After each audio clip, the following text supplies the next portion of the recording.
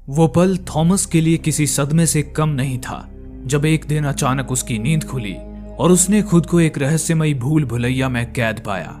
अगर आपने अभी तक कहानी का वो भाग नहीं देखा है तो उसे जरूर देखिए, लिंक आपको डिस्क्रिप्शन में मिल जाएगी।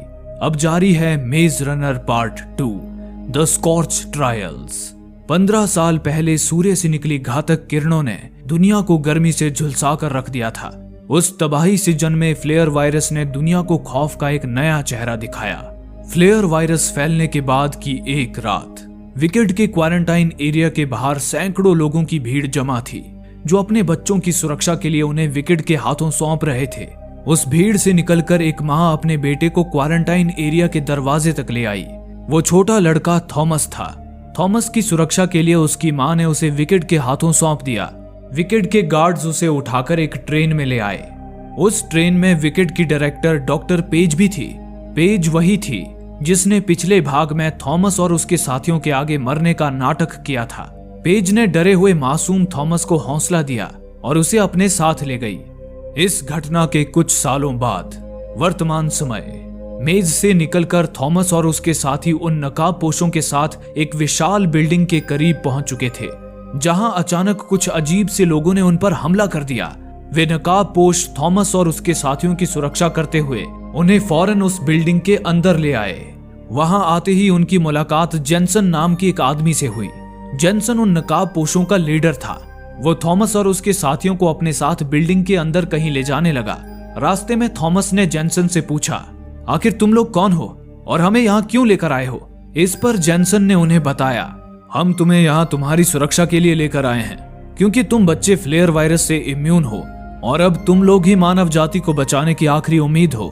फ्लेयर वायरस के कारण बाहर की दुनिया खूंखार हो चुकी है और विकेड भी तुम पर एक्सपेरिमेंट करने के लिए अब भी तुम्हें ढूंढ रहा है, लेकिन फिक्र मत करो, इस जगह पर तुम हर खतरे से सुरक्षित हो। ये कहकर जेनसन ने थॉमस और उसके साथियों को तैयार होने भेज दिया। तैयार होने के बाद वहां मौजूद डॉक्टर्स थॉमस और उसके दोस्तों का हेल्थ चेकअप करने लगे।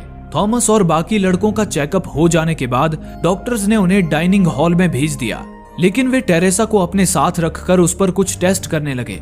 डाइनिंग हॉल में पहुंचकर थॉमस और उसके दोस्तों ने देखा कि वो पूरा डाइनिंग हॉल लगभग उन्हीं की उम्र के ढेर सारे बच्चों से भरा पड़ा था। वहीं उन्हें पता चला कि विकेड ने सिर्फ उन्हें ही मेज में नहीं रखा था, बल्कि वहां मौजूद सारे बच्चे भी अलग अलग मेज में कैद थे। जेनसन और उसकी टीम ने उनकी ही तरह वहां मौजूद सारे बच्चों को विकेड से बचाया था। ये जानने के बाद थॉमस और उसके दोस्त लड़कों के एक ग्रुप के पास आए। थॉमस ने उस ग्रुप के एक लड़के से पूछा, तुम लोगों को यहाँ आए कितने दिन हुए हैं? इस पर उस लड़के ने बताया, हम में से ज्यादातर लोगों को यहाँ आए 2 या 3 दिन ही हुए हैं, लेकिन पीछे एकांत में बैठा वो लड़का यहाँ सबसे पहले आया था। हालांकि उसके मेज में और भी लोग थे, लेकिन वो अकेला ही यहाँ तक आ पाया। इन्हीं बातों के बीच जेनसन वहां आ गया और वहां से कुछ बच्चों को सिलेक्ट करके अपने साथ ले गया। ये देख थॉमस ने उस लड़के से पूछा, जेनसन उन बच्चों को कहां ले जा रहा है? इस पर उस लड़के ने बताया, उन लोगों ने हमारे लिए यहाँ से दूर सुरक्षित ठिकाने बनाए हैं जहां हम बिना किसी डर के अपनी नई जिंदगी की शुरुआत कर सकते हैं। जेनसन हर रोज कुछ बच्चों को सिलेक्ट करके वहां ले जाता है। इन्हीं बातों के बीच थॉमस ने देखा कि कुछ डॉक्टर्स टेरेसा को भी कहीं ले जा रहे थे। ये देख थॉमस टेरेसा को आवाज लगाता हुआ उसके पास जाने लगा, लेकिन दरवाजे पर तैनात गार्ड्स ने उसे रोक लिया और कहा कि अभी टेरेसा के कुछ मेडिकल टेस्ट्स बाकी हैं, इसलिए वो उससे नहीं मिल सकती।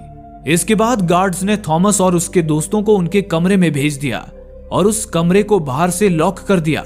थॉमस ये सोचकर बेचैन हो गया कि आखिर उन्होंने टेरेसा को उनसे अलग क्यों रखा है। तभी उसे अपने बेड के नीचे से कुछ फुसफुसाहट की आवाज सुनाई दी। थॉमस ने जब नीचे झांक कर देखा तो नीचे एक लड़का उसे आवाज दे रहा था। ये वही लड़का था जिसे जेनसन की टीम ने सबसे पहले रेस्क्यू किया था। उसका नाम एरिस था। एरिस वेंटिलेशन से थॉमस के कमरे में घुस आया था। उसने थॉमस से कहा कि वो उसे कुछ दिखाना चाहता है। ये कहकर वो वेंटिलेशन से होता हुआ थॉमस को अपने पीछे कहीं ले जाने लगा। आगे चलकर वो एक जाली के पास रुक गया। उसने थॉमस को नीचे झांकने को कहा। थॉमस ने जब नीचे झांका तो देखा वहां एक डॉक्टर स्ट्रेचर पर बेहोश पड़े कुछ बच्चों को एक कमरे में ले जा रही थी। वो दृश्य दिखाकर एरिस ने थॉमस को बताया कि ये बच्चे वही हैं जिसे जेनसन ने सिलेक्ट किया था। ये लोग हर रोज इसी तरह सिलेक्ट किए हुए बच्चों को उस कमरे में ले जाते हैं और एक बार अंदर जाने के बाद वे बच्चे कभी बाहर नहीं आते। ये सुनकर थॉमस ने एरिस से पूछा, आखिर वे लोग उनके साथ करते क्या हैं? इस पर एरिस ने कहा, वो तो मुझे भी नहीं पता, लेकिन उस कमरे में जरूर कुछ ऐसा है जो वो हमसे छुपाना चाहते हैं। मैंने ये बात बाकियों को भी बताई थी, लेकिन उन्होंने मुझे पागल समझा। मुझे यकीन है कि तुम इस जगह के राज से पर्दा उठाने में मेरा साथ दोगे। जल्द ही सुबह होने वाली थी, इसलिए उस वक्त तो वे दोनों अपने कमरे में लौट गए, लेकिन अगली रात वे दोनों फिर वेंटिलेशन से होकर उस कमरे तक आ गए। वे दोनों जब उस कमरे के अंदर गए तो अंदर का दृश्य देख उनके रोंगटे खड़े हो गए। अंदर ढेर सारे बच्चे मशीनों से लटके हुए थे और उनके शरीर से किसी तरह का तरल पदार्थ निकाला जा रहा था। थॉमस ने उन बच्चों में टेरेसा को भी तलाशने की कोशिश की, लेकिन टेरेसा उसे वहां नहीं मिली। इतने में ही जेनसन अपने एक साथी के साथ वहां आ धमका। उसकी भनक पाकर थॉमस और एरिस वहीं छुप गए। तभी थॉमस ने छुपकर देखा कि जेनसन एक प्रोजेक्शन के जरिए डॉक्टर पेज से बात कर रहा था। पेज को जिंदा देख थॉमस के होश ही उड़ गए। थॉमस को समझ आ गया कि वे लोग अब भी विकेट के ही कब्जे में हैं और जेनसन विकेट के लिए ही काम करता है।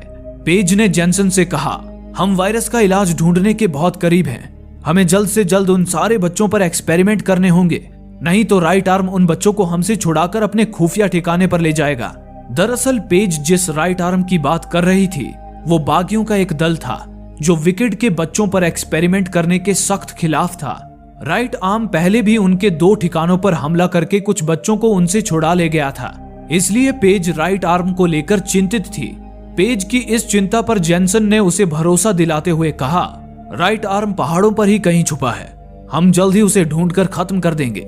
और रही बात एक्सपेरिमेंट्स की, तो अब हम हाल ही में लाए गए थॉमस और उसके दोस्तों पर इसी वक्त एक्सपेरिमेंट शुरू करेंगे। मुझे पूरा यकीन है कि उनसे हमें अच्छे नतीजे प्राप्त होंगे। ये कहकर जेनसन वहां से चला गया। उसके जाते ही थॉमस फौरन अपने कमरे में आ गया और अपने दोस्तों को बताया कि जेनसन भी विकेट के लिए ही काम करता है, वे अब भी उन पर एक्सपेरिमेंट कर रहे हैं। इतने में ही जेनसन उनके कमरे तक पहुंच गया, लेकिन तब तक थॉमस अपने दोस्तों को लेकर वेंटिलेशन के जरिए वहां से भाग चुका था। जेनसन ने तुरंत अपनी पूरी टीम को उनकी तलाश में लगा दिया। उधर थॉमस और उसके दोस्त टेरेसा को ढूंढते हुए उस लैब में पहुंच गए जहां डॉक्टर्स टेरेसा पर कुछ टेस्ट कर रहे थे। थॉमस ने टेरेसा को भी सारी बात समझा दी।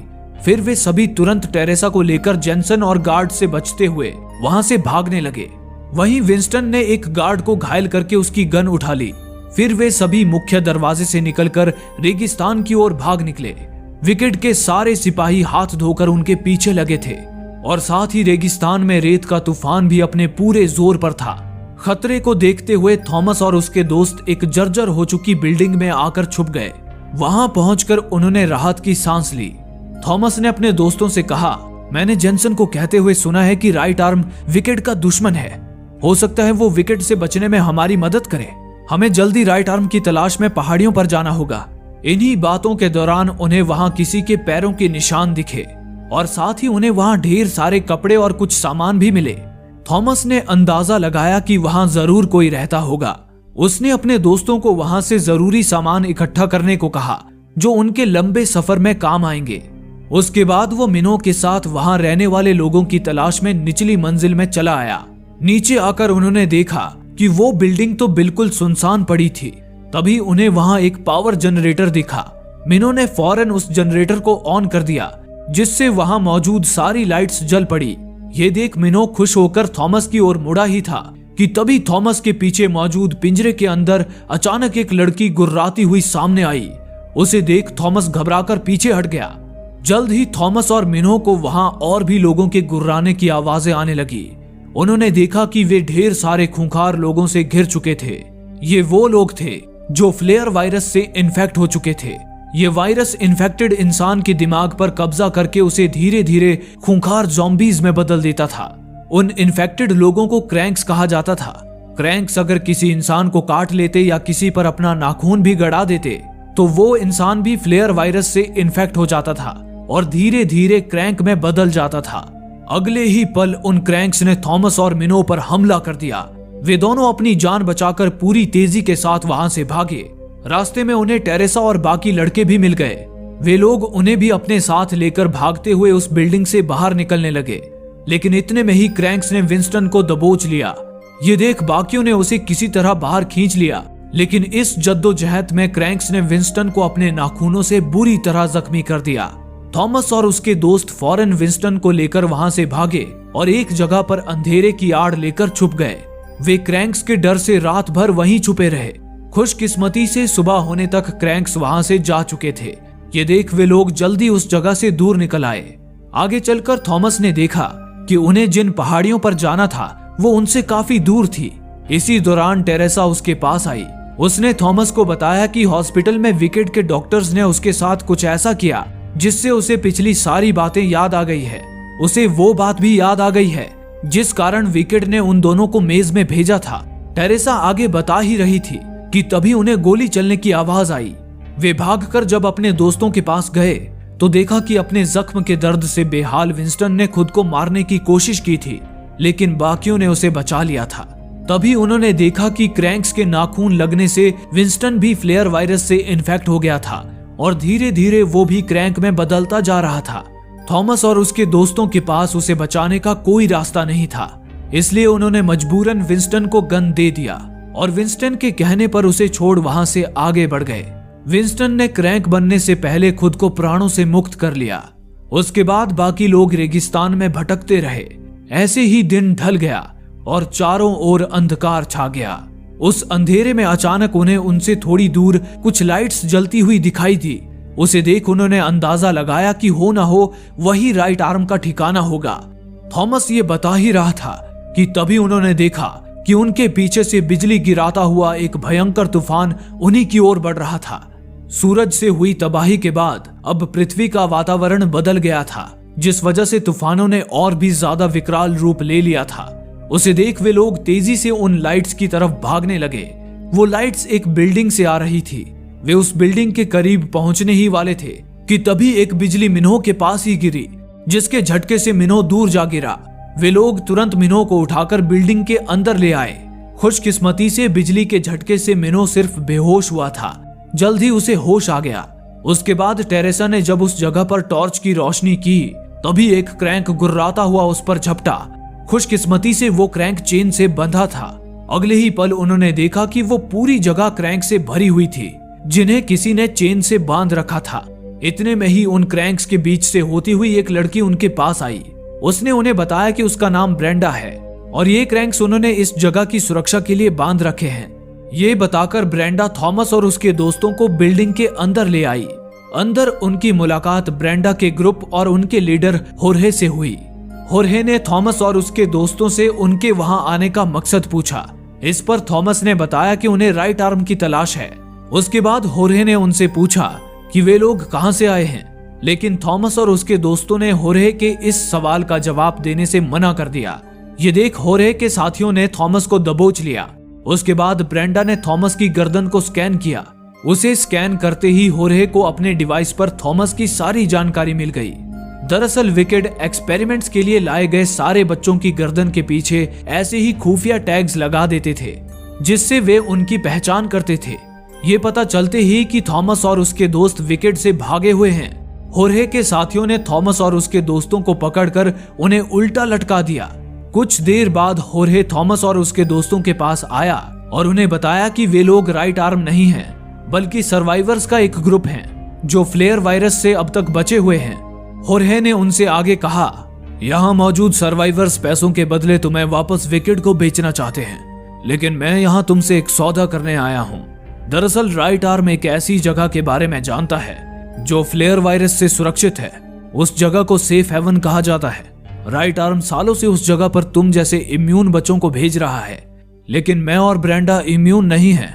इसलिए अगर मैं तुम्हें विकेट से बचाकर राइट आर्म तक ले जाऊं तो बदले में तुम्हें, मुझे और ब्रेंडा को भी अपने साथ सेफ हेवन में ले जाना होगा।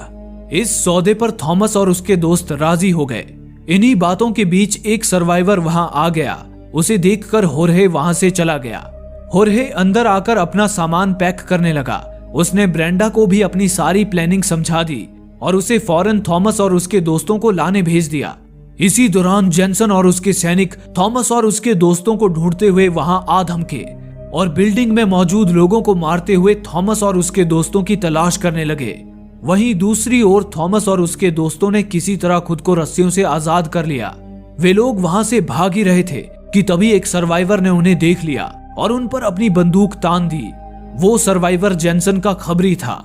उसी ने जेनसन को थॉमस और उसके दोस्तों के वहां होने की खबर दी थी। उसने तुरंत जेनसन से संपर्क करके उसे उस कमरे में आने को कहा, लेकिन तभी ब्रेंडा ने पीछे से उस सर्वाइवर को गोली मार दी और थॉमस और उसके दोस्तों को वहां से होर्हे के पास ले आई। इसी दौरान होर्हे ने उस बिल्डिंग में लगाए अपने बॉम्ब्स को एक्टिवेट कर दिया, जो थोड़ी ही देर में ब्लास्ट होने वाले थे। इसलिए होर्हे फौरन सबको लेकर बिल्डिंग की खिड़की तक आ गया। होर्हे उन सबको जिप लाइन से एक दूसरी बिल्डिंग में ले जाने लगा, लेकिन तभी ब्रेंडा अपना कुछ सामान वापस लेने अंदर चली गई। ये देख थॉमस अपने दोस्तों को होर्हे के साथ भेजकर ब्रेंडा के पीछे चला गया, लेकिन इतने में ही जेनसन के सैनिक उन तक पहुंच गए और उन पर हमला करने लगे। ब्रेंडा और थॉमस किसी तरह उनसे बचते हुए वहां से भागने लगे। तभी होर्हे के फिट किए बॉम्ब्स ब्लास्ट होने लगे, जिससे उस पूरी जगह के साथ साथ जेनसन के साथियों के भी परखच्चे उड़ गए। लेकिन ब्रेंडा थॉमस को लेकर किसी तरह बचते बचाते उस बिल्डिंग की बेसमेंट में आ गई। अब वे दोनों अपने साथियों से दूर बिल्डिंग की बेसमेंट में फंस चुके थे। तभी ब्रेंडा को वहां एक सुरंग मिल गई। वो थॉमस के साथ उस सुरंग में आगे बढ़ने लगी। रास्ते में थॉमस ने ब्रेंडा से पूछा, क्या तुम राइट आर्म का पता जानती हो?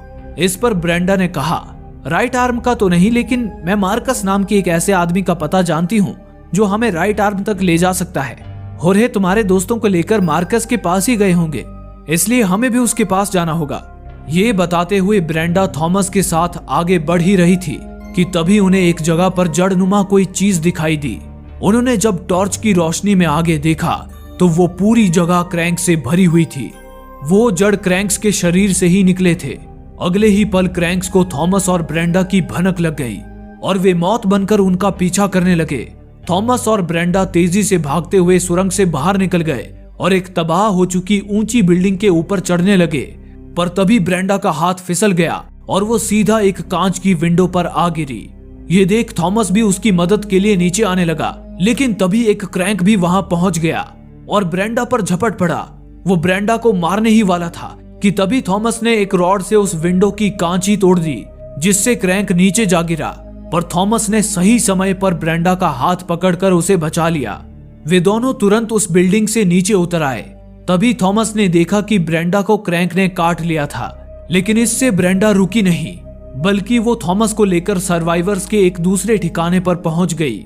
वहां पहुंचकर उसने एक आदमी से मार्कस का पता पूछा, लेकिन उस आदमी ने कहा कि मार्कस मर चुका है। ये सुनकर थॉमस ने उससे अपने दोस्तों के बारे में पूछा। इस पर उसने बताया कि उसके दोस्त अंदर उसके पार्टी हाउस में हैं, लेकिन अंदर जाने से पहले उसने थॉमस और ब्रेंडा को एक ड्रिंक दी और कहा कि वो ड्रिंक पीने के बाद ही वे लोग अंदर जा सकते हैं। इस पर थॉमस और ब्रेंडा ने मजबूरन वो ड्रिंक पी ली और अंदर चले गए। अंदर जाकर थॉमस और ब्रेंडा अलग अलग हो गए और अपने साथियों को ढूंढने लगे, लेकिन तभी ड्रिंक के नशे से थॉमस का सिर घूमने लगा और वो बेहोश हो गया। बेहोशी में उसे अपनी कुछ पिछली बातें याद आने लगी। उसे वो समय याद आया जब वो और टेरेसा विकेट के लिए काम करते थे। उसने टेरेसा को चुपके से मिलने बुलाया और बताया कि उसने विकेट के खिलाफ बगावत कर दी है, क्योंकि विकेट वायरस की दवाई बनाने के लिए मासूम बच्चों को मार रहा है। थॉमस टेरेसा को ये सब बता ही रहा था कि तभी विकेट के लोग उसे पकड़कर अपने साथ ले गए। इसी के साथ थॉमस बेहोशी से जाग उठा। जागते ही उसने देखा कि टेरेसा और उसके सारे दोस्त उसके पास थे। वहीं होर्हे ने उस आदमी का पीट पीट कर बुरा हाल कर दिया था, जिसने उन्हें ड्रिंक पिलाई थी। असल में वो आदमी ही मार्कस था। होर्हे ने मार्कस को पीट पीट कर उससे राइट आर्म का पता उगलवा लिया और उसकी गाड़ी लेकर थॉमस और उसके दोस्तों के साथ राइट आर्म को ढूंढने निकल पड़ा। आगे चलकर वे लोग पहाड़ियों तक पहुंच गए, लेकिन वहां से आगे जाने वाले एक टनल पर पुरानी गाड़ियों का ढेर जमा था, जिसने उनकी गाड़ी का रास्ता ब्लॉक कर दिया। वे लोग गाड़ी से उतरकर पैदल ही आगे बढ़ने लगे। तभी अचानक उन पर कहीं से गोलियां चलने लगी। वे सभी फौरन गाड़ियों के पीछे छुप गए। इतने में ही 2 नकाबपोश लड़कियां बंदूक लेकर वहां आ पहुंची और उन सबको बाहर आने को कहा। ये सुनकर सभी बाहर निकल आए। तभी उन लड़कियों ने एरिस को पहचान लिया। एरिस ने भी सभी को बताया कि वो लड़कियां उसके साथ मेज में थी। एरिस से मिलते ही उन लड़कियों ने अपने हथियार नीचे कर दिए और अपने सारे छुपे हुए साथियों को बाहर बुला लिया। उसके बाद वो थॉमस और उसके दोस्तों को अपने साथ ले जाने लगी। रास्ते में एरिस ने उन लड़कियों से पूछा कि वो मेज से निकलकर यहाँ तक कैसे पहुंची। इस पर उन लड़कियों ने बताया कि उन्हें राइट आर्म ने मेज से निकाला था और अब वो भी राइट आर्म के साथ काम करती है। राइट आर्म का नाम सुनते ही थॉमस और उसके दोस्तों के अंदर खुशी की लहर दौड़ उठी। उसके बाद वे लड़कियां उन्हें वहां से राइट आर्म के खुफिया ठिकाने तक ले आई। वहां पहुंचकर उनकी मुलाकात राइट आर्म के लीडर विंस से हुई। उन लड़कियों ने लीडर को बताया कि वो एरिस को जानती हैं। एरिस और उसके दोस्त वायरस से इम्यून हैं और उन्हें राइट आर्म की मदद की जरूरत है। वो लड़की ये बता ही रही थी कि तभी ब्रेंडा का इन्फेक्शन बढ़ गया और वो नीचे गिर पड़ी। ब्रेंडा का जख्म देख लीडर को पता चल गया कि ब्रेंडा फ्लेयर वायरस से इन्फेक्टेड है और जल्द ही क्रैंक में बदलने वाली है। ये देख उसने ब्रेंडा पर अपनी बंदूक तान दी, लेकिन तभी राइट आर्म की एक डॉक्टर ने वहां आकर लीडर को रोक दिया। आश्चर्य की बात थी कि वो डॉक्टर थॉमस को पहचानती थी। उस डॉक्टर ने लीडर से कहा कि वो थॉमस के जरिए ब्रेंडा को ठीक कर सकती है। हालांकि थॉमस को उस डॉक्टर के बारे में कुछ याद नहीं था। उसने डॉक्टर से पूछा, आप मुझे कैसे जानती हैं? इस पर डॉक्टर ने बताया कि थॉमस जब विकेट के लिए काम करता था तब थॉमस ने उससे संपर्क किया था। दरअसल विकेट अपने एक्सपेरिमेंट के लिए एक के बाद एक मासूम बच्चों को मारता जा रहा था। इससे थॉमस के दिल में विकेट के लिए नफरत भर गई थी। इसलिए उसने राइट आर्म को विकेट के सारे ठिकाने और सारे मेज के लोकेशन बता दिए। साथ ही थॉमस समय समय पर राइट आर्म को विकेट की हर गतिविधियों की जानकारी भी देता रहा। लेकिन एक दिन थॉमस पकड़ा गया। हालांकि थॉमस भी बाकी बच्चों की तरह वायरस से इम्यून था, यानी वो विकेट के लिए कीमती था। इसलिए उसे मारने के बजाय विकेट ने उसे मेज में भेजकर अपने एक्सपेरिमेंट का हिस्सा बना लिया। डॉक्टर ने आगे बताया कि राइट आर्म ने अब तक जितने भी बच्चों को बचाया है वो सब थॉमस की ही बदौलत है। ये जानकर वहां मौजूद सारे लोगों के दिल में थॉमस के लिए इज्जत और बढ़ गई। उसके बाद डॉक्टर तुरंत ब्रेंडा और थॉमस को टेंट में ले आई। डॉक्टर ने थॉमस के खून का सैंपल ले लिया।